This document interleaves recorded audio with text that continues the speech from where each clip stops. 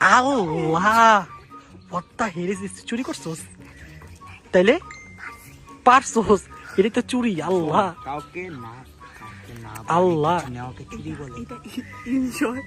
এটা এনজয়। আল্লাহ রে আল্লাহ, আমি এখন কেমনে মুখ দেখাবো? আল্লাহ তুই 4টা আম চুরি করছোস, 5টা। আল্লাহ আল্লাহ কি করবো সব ডুবাই দিছে ভাই? তুই তাড়াতাড়ি ব্যাগ লুকা যা, নাহলে আজকে মাইর খামু যা। আল্লাহ রিতু তুই চুরি করলি এমনি?